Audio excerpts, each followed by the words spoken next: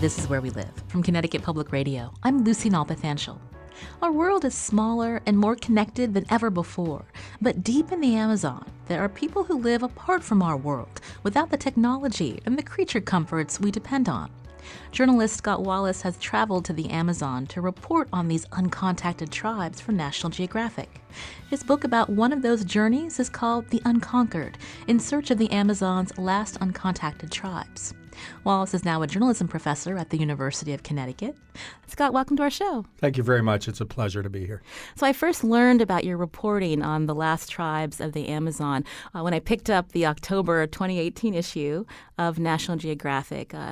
In it, you wrote, "The forests of Brazil and Peru are home to some of the world's last remote indigenous groups." And you profiled two specific tribes. Tell us more about these tribes. So there are the Awa. Parts of the Awa tribe remain uncontacted or living in isolation from the rest of society.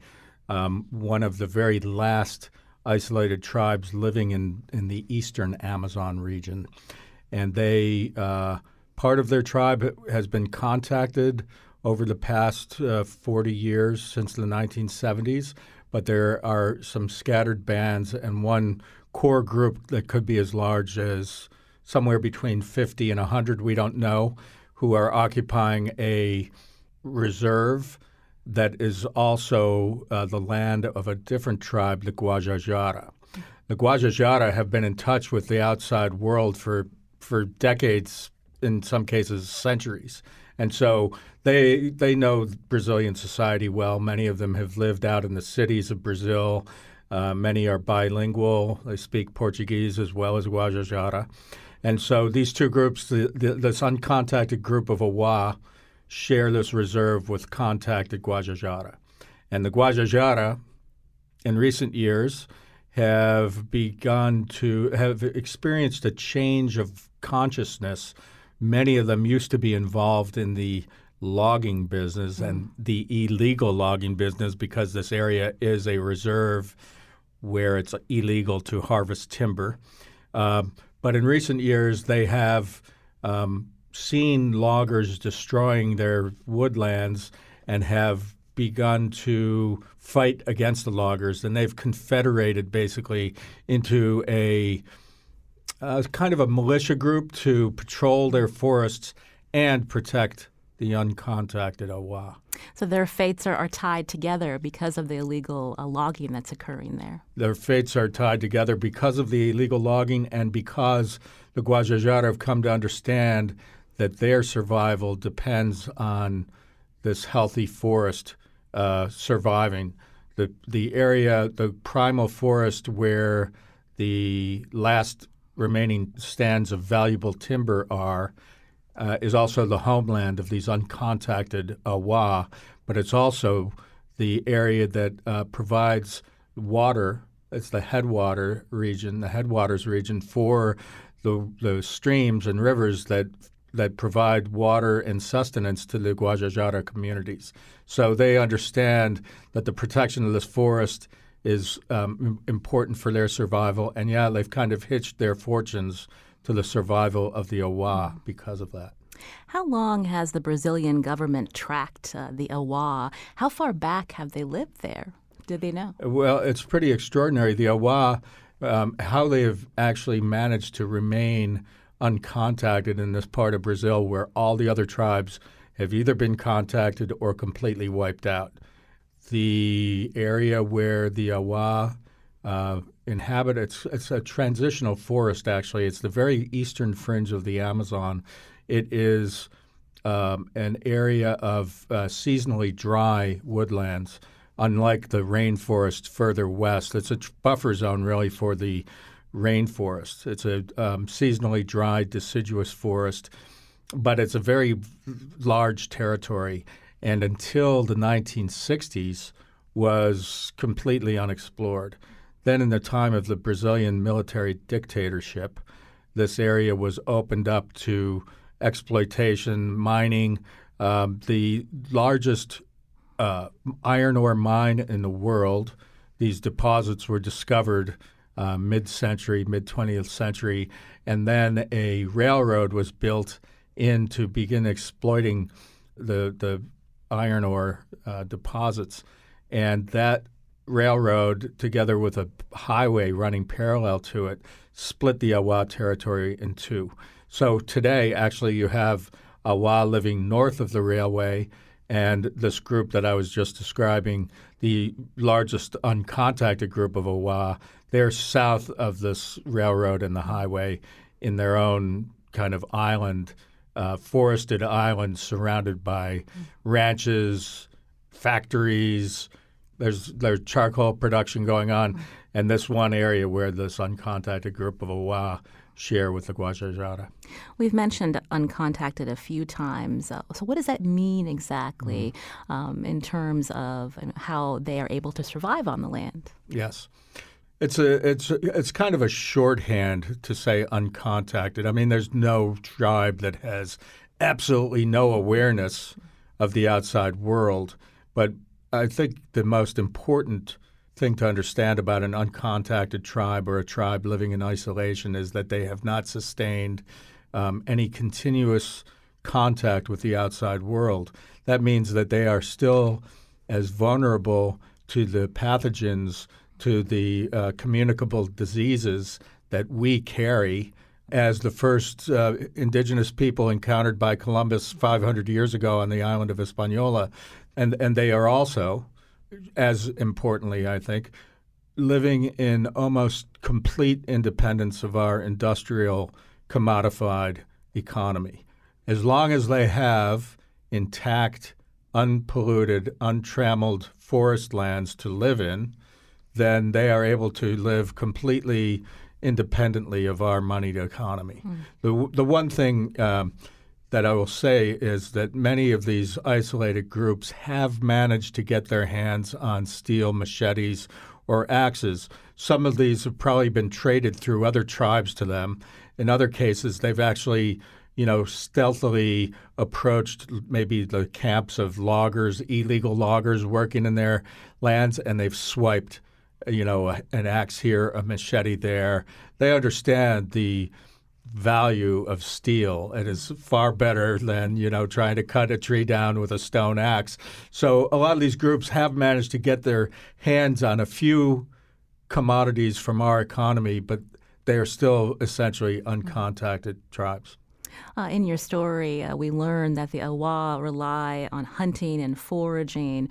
I'm just curious with deforestation, what that has done to the animals that they hunt, that they rely upon to live. Yes, exactly. That's a really big concern because not only are the loggers invading these forests to remove timber, but they are also hunting while they're in there. First of all, the depletion of trees and forest cover is bad news for the wildlife, but also typically when you have these groups of illegal loggers or in other parts of the Amazon, gold miners, for example, they will also hunt in the forest, and they will find most of their food, or at least their protein, by hunting bushmeat. So they are, these loggers are depleting the animals and the wildlife in these forests. It is a big concern. This is Where We Live from Connecticut Public Radio. I'm Lucy Nalpathanchel. I'm speaking with Scott Wallace, an associate professor of journalism at the University of Connecticut. He's also a contributor to National Geographic. Wallace has written about the lost tribes of the Amazon for many years. His book about one of those expeditions is called The Unconquered, In Search of the Amazon's Last Uncontacted Tribes.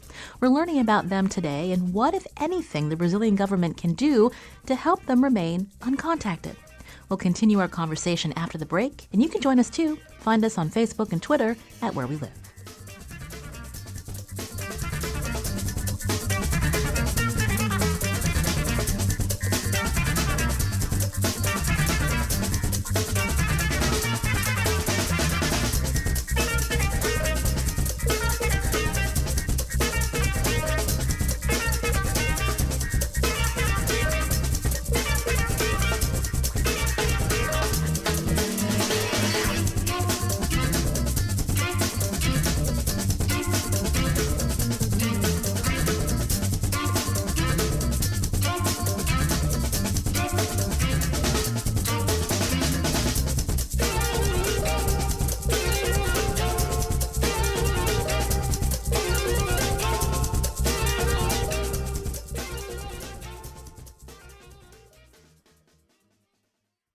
This is Where We Live from Connecticut Public Radio. I'm Lucy Nalpathanchel. What makes a tribe uncontacted? Journalist Scott Wallace says there are people who do not sustain any contact with the outside world, making them vulnerable to communicable diseases. And they live in complete independence of our industrialized economy. Wallace is a journalism professor at University of Connecticut and contributor to National Geographic. His story about the people living in the most eastern fringe of the Amazon in Brazil, known as the Awa, was National Geographic's cover story last October. Wallace joined me in studio recently to talk about his reporting, including on the Arrow people in Brazil. I understand you've traveled to Brazil many times, Scott, not just to cover the Awa and the Guajajara tribes, but also the Arrow people, which was the focus of a book that you wrote, again, The Unconquered. You went on assignment with National Geographic back in the early 2000s. Tell us about the Arrow people. Back over in the eastern Amazon in the state of Maranhão, which is where the Awa are, we know the isolated groups in the forest there are Awa. We know that they are splinter groups from the Awa tribe. And in fact, I'm sorry, I'll get to the question about the Arrow people in a second, but one of the fascinating things about the Awa is that they, the contacted Awa know that their relatives, they know relatives of theirs who are still in the forest. Sometimes they might have glancing contact with them. But, I heard several stories from contacted Awa saying, my uncle, when we were ambushed back in the 70s, my uncle went one way. We lost track of him. And I think that he's still out in the forest. Or somebody would say, I know that the father of my sister remains uncontacted and he's out there somewhere. Mm-hmm. But with the Arrow people in far western Brazil, we don't even know what ethnicity they are. So little is known about the flecheiros in Portuguese, the Arrow people. We don't know what they call themselves. Flecheiros, Arrow people, is just a designation pinned on them because of their reputation as staunch defenders of their land and very adept at the use of bow and arrow. And they use, arrows to repel intrusions into their territory. But as far and they inhabit an area in one of the very largest wilderness areas in all of Brazil, the Javari Valley Indigenous Reserve, which is an area basically about 2/3 the size of Florida. And also harbors the highest density of uncontacted tribes anywhere in the Amazon and hence in the world. In this area, the Javari Valley, the Arrow people occupy an area along the southern and eastern boundary of the Javari, and that's the area that I went into with a Brazilian government expedition to track and ascertain the relative well-being of the Arrow people. So when you say that this team went in to track and see how the Arrow people were doing, not necessarily to make contact, but just to see maybe the perimeters of where they live or how many there are left? So the Brazilian government's Indigenous Affairs Agency, FUNAI, beginning in the 1980s when Brazil shifted its policy away from contacting the so-called wild tribes of the Amazon, not forcing contact on these groups, but actually identifying the land where they live and protecting that land and expelling any intruders and trying to keep those intruders out. And there's a elite unit inside of the Indigenous Affairs Agency, which is called FUNAI. The elite unit is called the Department of Isolated Indians. And their job is to protect these lands where it has been ascertained that isolated tribes are present. But to do that protection, to monitor those territories and to protect those territories and keep that forest pristine and untrammeled requires vigilance. And some of the vigilance can be done aerially beginning now a little bit with drones, but mostly by satellite or overflights with planes. But to really get a sense of where these groups are moving around and the extent of their wanderings, their seasonal, dislocations in search of animals and water and so forth. The only way you can really do that is a boots-on-the-ground expedition under the forest canopy. The forest doesn't give up a lot of its secrets from overhead. You have to go down under the canopy. And what we were doing, the expedition that I accompanied, they were looking for signs of the Flechados, of the Arrow people. We would come across abandoned fishing camps, other signs, twigs that they snap as they walk through the woods. All forest people, when they walk through the woods, they will snap the twigs as they go, the green saplings, kind of like leaving breadcrumbs like Hansel and Gretel, so they know the way back from where they've come from. And so if you see those snapped saplings, that's an indication that they are around. And the trackers I was with, these indigenous scouts, they could look at one of these snapped saplings and say, oh, this is from, last year or a couple of years ago, or this is really fresh from a couple of days ago. And so we were looking for things like that. What was that like as a journalist to go into this area with this elite team, as you mentioned? Was it challenging? What was the vegetation like? How did you make it through? Well, it was definitely the hardest thing I've ever done in my life, put it that way. So this expedition unfolded. It really had the feel and rigor of a early 19th century Lewis and Clark style expedition. There were 34 members of the expedition. It divided among us. There were 20 indigenous scouts from 3 different tribes contacted, indigenous tribes from the area, and 10 sort of frontiersmen from, pretty hardened, mixed-blooded frontiersmen, and a handful of officials from Brasilia. But the expedition began in a series in a flotilla of boats that took us as far upriver as they could go before they started hitting bottom. From there, we transferred our stuff onto these shallow draft skiffs and proceeded upriver as far as they could go. And as we went further upriver in these shallow draft skiffs, we had to cut our way through. There several trees had fallen all across the river, a strong indication that no outsiders had been in this area for years. We cut our way through dozens of trees that had fallen across the river till we got to a place where these smaller boats could no longer go on. We were definitely in the headwaters. And there, these boats turned around and went back, and we began essentially a grueling overland trek through very broken terrain. The ravines, steep ravines and inclines where 4 separate rivers were born. And literally headwaters where the water's seeping up out of the ground and gathering in little pools and then little rivulets and streams. And these became, one of them in particular, we were crisscrossing in different watersheds, but eventually we started following one stream that became a major river by the time we got out of there, but that was much later. It was a very grueling, strenuous trip.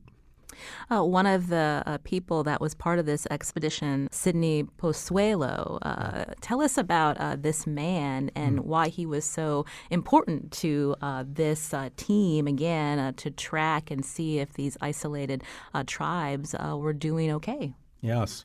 Sidney Pozuelo, he's the main character of my book, The Unconquered. He is the founder of this group, the Department of Isolated Indians. He is the man more than anyone else responsible for shifting Brazil's policy. Sidney Pozuelo is a professionally in Brazil, there's a unique profession called sertanistas. The sertanistas are wilderness scouts, indigenous activists, explorers, ethnographers, kind of all rolled into one single eclectic profession, unique to Brazil. And Pozuelo came out of this tradition. He is a sertanista, and he began his career in the 60s under the tutelage of some very important sertanistas, the Vilas Boas brothers. And he learned, his university was the jungle, working with these, with his mentors. But the Sertanistas originally, their purpose was to go deep into the bush and woo the uncontacted tribes from the forest in order to integrate them into the national society. That was the original sort of, in a humane fashion. They were scouts who would go into the forest, make contact, bring the Indians, the quote unquote, wild Indians as they were called, out and settle them on land. Maybe their own land, but basically moving them away from the advancing frontier, the roads that were coming in, the agricultural frontier, and do it in a humane fashion. But what Pozuelo and a number of other Sertanistas discovered with time is no matter how humane the contact was and how beneficent their intentions were, the tribes would begin to die off in large numbers because they lacked immunity to our germs. And so no matter how successful, quote unquote, a contact might be, people would start dying off. And it wasn't enough just to have teams of nurses and doctors, even in the best of circumstances. Sometimes when they did have, teams of doctors and nurses in place, sometimes the indigenous the tribesmen or women would just scatter into the forest, taking the germs with them and passing them on to other members of the tribe. So eventually, Pozuelo led this movement in Brazil with a number of other veteran Sertanistas to change the policy from, contact to save the tribes to saving them without contact. Well, what did these tribes that were contacted and also part of the members of this elite team, what did they think of you as a white journalist covering this expedition? I think they certainly enjoyed having me on the expedition. They often, in particular, there was one group that there were 12 of them, the Machis tribe, and they are just jokesters, and they'll find a reason to laugh at anything. And I was like a constant source of mirth for them. Excuse me. My body hair, for example, which is like completely unknown to them. They would just like, they had names for me. Like I was like, they called me like sloth, yeah. They enjoyed having me. What they understood about where I was from or my culture, would be fairly limited. In a way, compared to their situation, I was a lot more like Pozuelo and the Brazilians, who are urban dwellers. That was probably more of a cultural difference for them, is that city versus jungle, dichotomy, as opposed to me being from another country. The biggest thing was that I was pretty much kind of like, Pozuelo from, some place where they have like these buildings that are taller than the jungle canopy. I explained one day, they were asking me, so Scotchy, they call me Scotchy. It's Scotchy, tell us what it's like where you're from. And I'd start telling them like, we have like special cars that go vertically up and down to take you from one floor to another in these buildings that are way up there, like in the treetops. And I told them about the cold here and how water freezes, and you can put on these shoes that almost have like machete blades on the bottom and skate on and they were just they want to hear it over and over again. Scotchy, tell us about when it turns cold there and you have that white stuff and the leaves fall off the they'd love to hear stories about where I was from. So I think I was a source of curiosity and amusement. You might be the first guest that made me laugh so hard I was crying.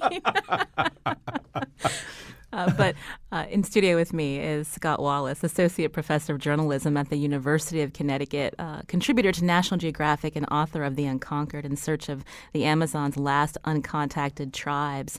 We're learning more about your reporting on these tribes in the Amazon.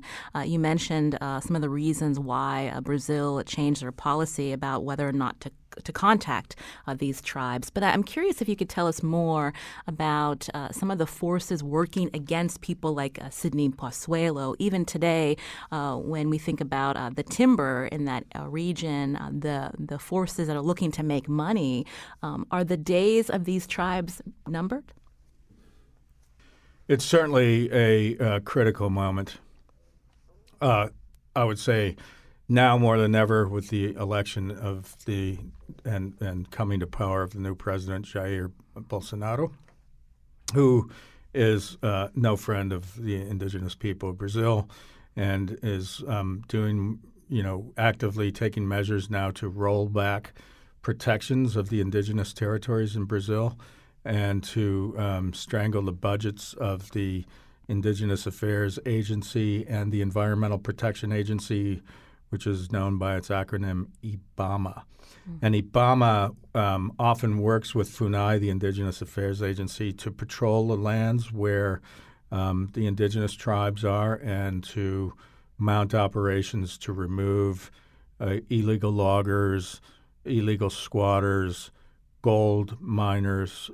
Gold mining is a particularly harrowing menace, if you will, for isolated tribes in the Amazon. The Arrow people, for example, in 2017, rumors emerged from this really remote area that I traveled in with Sidney Pozuelo on that expedition, that gold miners who were working on these floating platforms, the gold dredges, invade the rivers of the Amazon, and they penetrate way upriver. These are kind of like Rube Goldberg-like contraptions with cranes and drills.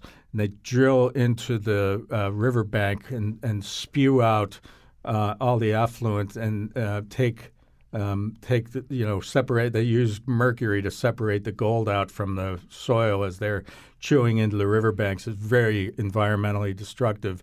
And just like the hunters who are with the loggers, or they do double duty as hunters, same with these men who work on these gold dredges out in the middle of nowhere. They will go off into the jungle looking for bushmeat.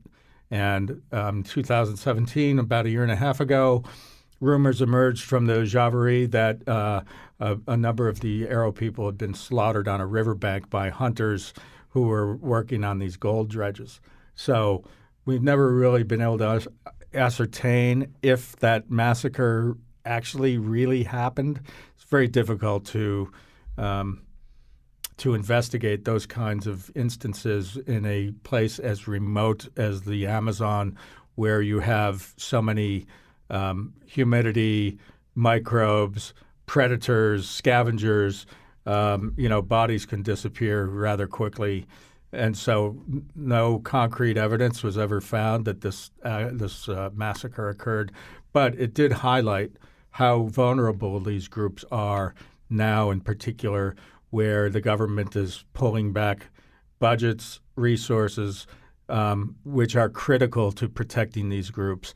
One of the main ways of defending the lands where these groups are and keeping their jungles intact and keeping these people, the isolated tribes, free from the persecution of outsiders, are outposts strategically placed at the entrance to these reserves on rivers that block, these outposts block the penetration of loggers, industrial fishing fleets, what have you. And with the contraction of budgets and the forced retirement of many field agents, a lot of these outposts have been closing, which is giving free rein to the bad guys, if you will, to get into these areas, very resource-rich areas, because a lot of these resources have been depleted elsewhere in the Amazon. The most resource-rich lands still untouched in the Amazon are indigenous territories. And Bolsonaro, the new president, and the people who support him want to get into those lands.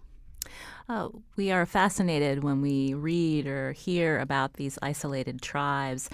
Even after your story in National Geographic, this isolated tribe, the Sentinelese, came back in the news late last year. Yeah. This is a tribe that lives on an island in the Indian Ocean because of an American, a missionary, who learned about them and tried to contact them with the hopes of converting them, according to news reports. And so I'm just curious, when we learn about these tribes, as a journalist reporting on isolated tribes or the fact that there are just so few left, is walking a fine line because the outsiders are learning about them? And does that make it dangerous for these tribes that are still trying to exist day to day? I think it's more important that the world knows that these tribes exist. It's not a secret for. I mean, maybe in the case of the case you mentioned of the American missionary Jonathan Chow, who decided he would try to evangelize the Sentinelese on this island, North Sentinel Island, which is in the Andaman Island chain in the Indian Ocean. But the tribe's existence has been known for a long time. There are have been other isolated tribes in the Andamans that have been contacted in the late 20th century. What makes the Sentinelese I'll get to your main question in a sec, but the interesting thing about the Sentinelese is that they are the only uncontacted group that occupies its own island. There are no other people living on that island. In the case of the Amazon, the people who really present a mortal danger to the isolated tribes, these are illegal loggers, illegal poachers of animal skins, illegal gold miners, squatters. It's no secret to them that these tribes are there. They have been waging a sort of tit-for-tat, back and forth, simmering conflict with these groups for a long time until the Brazilian government stepped in and started protecting these groups and keeping these guys out. But they don't need the National Geographic to tell them that, the land where the timber is that they want also is occupied by isolated, indigenous people. So the raising of global awareness of this issue, I think, and the fact that we're talking about this today, and we're only talking about it today because people like me have gone in there and documented this painstaking work that the Brazilian government's doing to protect these groups, I think is on balance, more important than trying to keep this a secret, because it's really not a secret to the people who really represent a threat to these groups. I believe around the time this John Chow was killed by this tribe, again, on an island in the Indian Ocean, you had written about some concerns from rights advocates who worried about FUNAI's decision to release video of some of the uncontacted in the Amazon. So tell us more about the sentiment that was raised there. Yeah. That's a really interesting case. So there are a couple of videos that were released last fall, sometime last year, by FUNAI, Brazil's Indigenous Affairs Agency, taken in two different parts of the Amazon under very different circumstances. One of the videos actually shows Arrow people, the flecheiros, taken for the first time by an aerial drone. And so the images are taken from overhead. It's a little bit difficult actually to see down, but if you sort of blow up these images, you'll see, you can see several people moving around this jungle clearing and a couple of thatched huts. First images ever taken of an isolated tribe by a drone. First images ever taken of the Arrow people, period. The other video was taken under really different circumstances. This video is of a sole survivor of a tribe who's lived on his own in isolation for decades now, since his last comrades the other members of the tribe were wiped out. He has been living alone and has made it clear that he wants to be left alone.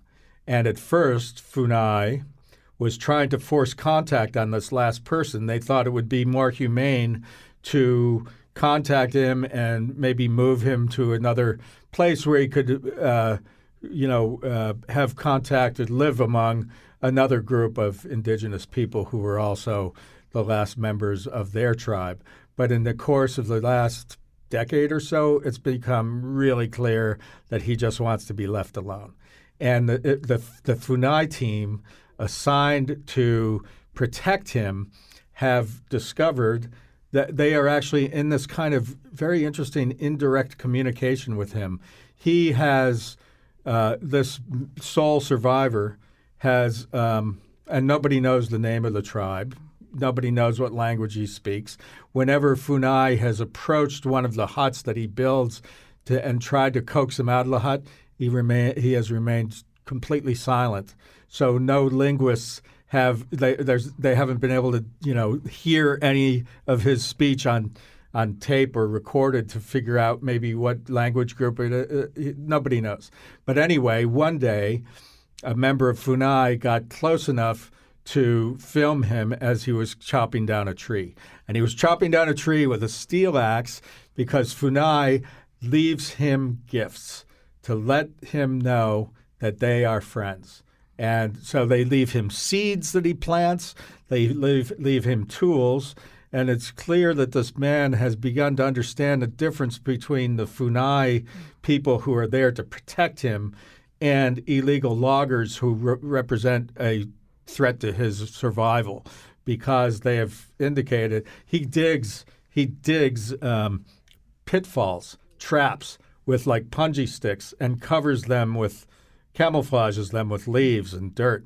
And on some instances where Funai is approaching up a path, he will signal, he will yell out, just not language, just like imitating an animal or whatever, to let them know, careful, don't walk there.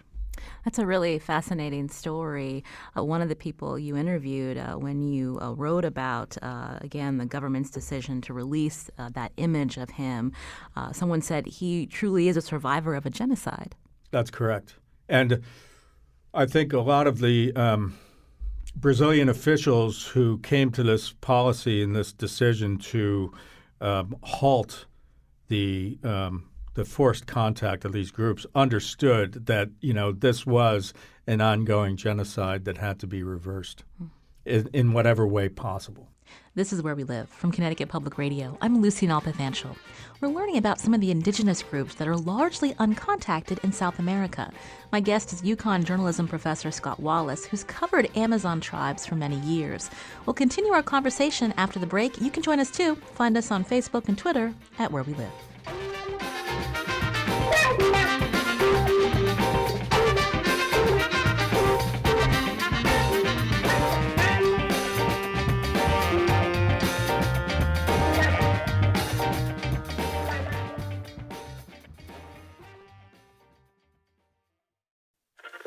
A song of mourning and anguish in Santa Cruz Loma, a hamlet 25 miles from San Salvador, where survivors of a rebel massacre Monday night yesterday buried 20 relatives. Scott Wallace says it was a cruel party of death. According to witnesses, several hundred rebels moved into the hills. That's journalist Scott Wallace reporting from El Salvador in the 1980s. I'm Lucy Nalpathanchel. I'm talking with Wallace today, Where We Live, about his work covering indigenous groups in South America as a contributor for National Geographic. Wallace is now an associate professor of journalism at the University of Connecticut. I asked him about how his career started. This has been many years that you've been covering these tribes, but your focus on Latin America began much earlier when you were a college student, and right. You started a career as a broadcast journalist. Tell us a little bit about how you got interested in Central America and South America. When I was an undergraduate, actually here in Connecticut at Yale, I made a decision to take a year off. And I was looking for – I had been heavily influenced by some classmates in my first couple of years at Yale. I knew a lot of Latin American students and Arab students as well. And I started thinking about how can I learn more about the world, not just go like on a trip to Europe, but to, really understand how the rest of the world lives. And I ended up finding a volunteer position in the jungle of Peru and left and went to Mexico first, studied intensive Spanish that summer, traveled overland to Peru, went out to the jungle. It was really basically, I had this idea that I was actually going to help these indigenous people that I was living among. It was basically the other way around, and I was just trying to survive. But it was a real eye-opening experience. I found in the course of that year that I loved the people of Latin America. I loved their openness, their generosity, their the language, the culture, the music. I kind of just fell in love with Latin America. I came back to Yale, finished in a couple of years, doubled down on my studies of Spanish and really learned how to read and write it, and went back to Latin America for another year. I still hadn't figured out what I was going to do with myself, though. And finally, after a series of jobs, I started thinking, well, I love to travel. I love Latin America. I'm really interested in the politics because at that time, late 70s, early 80s, there's a lot of turmoil. The U.S. in the 70s had helped overthrow the democratically elected government in Chile, and the Sandinista revolution was coming to power in Nicaragua. There was a civil war breaking out in El Salvador, and I felt like I really want to go there, see it with my own eyes, and report to the American people. I felt like we were missing something in most of the news stories, like we weren't really getting at what was going on, and I felt this real identification with the culture. So I went back to school with the express idea of going to Central America when I got out. And while I was in journalism school, because I knew the only way I was going to go to Central America into a big story where a war was going on as somebody straight out of school was going to be as a freelancer. No one was going to pay to send me there and pay for my insurance and, all of those expenses. So I realized I had to go as a freelancer. And to be a successful freelancer, I wanted to learn as much about the trade and as many different media as possible. So while I was in University of Missouri, where I went to journalism school, I studied broadcast. I learned how to do radio and television, how to write a news story for newspapers. I was taking photography classes. And so when I got to Central America, and I got to El Salvador a month after I graduated from Missouri, and I was photographing, doing radio for CBS, started field producing for CBS Evening News, and writing for a succession of outlets, which we began with the Atlanta newspapers. So I was doing everything. I was shooting, writing news stories, doing radio, producing television, and I kind of I ended up staying there for 7 years doing all those things. You were truly a one-man band. Yeah, that's right. You mentioned about a very unstable time in Central America. Tell us more about what it was like to be a correspondent covering these proxy wars, the fact that the U.S. was backing certain groups against rebel groups, and what has happened in these countries that have led to so many people still trying to flee today to our border, Scott. Yeah, I mean, one of the reasons that I felt